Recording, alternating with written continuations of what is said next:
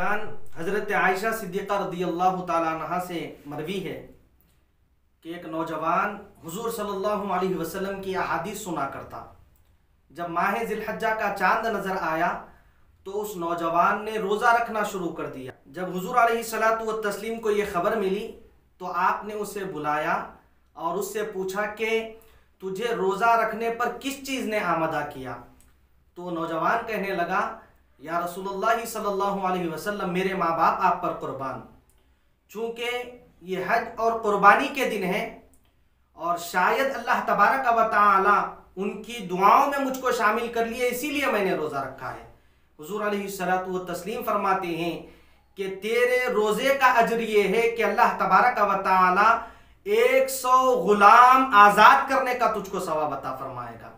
और फिर हुजूर फरमाते हैं कि 100 ऊंट कुर्बान करने का सवाब अल्लाह तबारक व तआला तुझको अता फरमाते हैं। और फिर 100 घोड़े राहे खुदा में देने का अल्लाह तबारक व तआला तुझको सवाब अता फरमाएंगे। हुजूर अलैहिस्सलातु व तस्लीम मजीद इरशाद फरमाते हैं कि अगर किसी ने 8वीं ज़िलहज्जा का रोज़ा रखा, 8वीं ज़िलहज्जा का रोज़ा रखा तो अल्लाह तबारक व तआला 1000 गुलाम आज़ाद करने का उसको सवाब अता फरमाते हैं। 1000 ऊंट कुर्बान करने का अल्लाह तबारक व तआला उसको सवाब अता फरमाते हैं।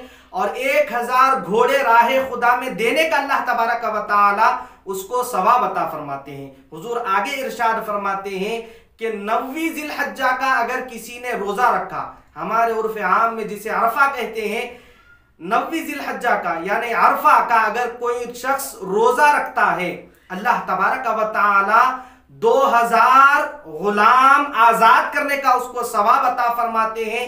2000 ऊंट अल्लाह की राह में कुर्बान करने का उसको सवाब अता फरमाते हैं। और 2000 घोड़े राह खुदा में देने का अल्लाह तबारक व तआला उसको सवाब अता फरमाते हैं।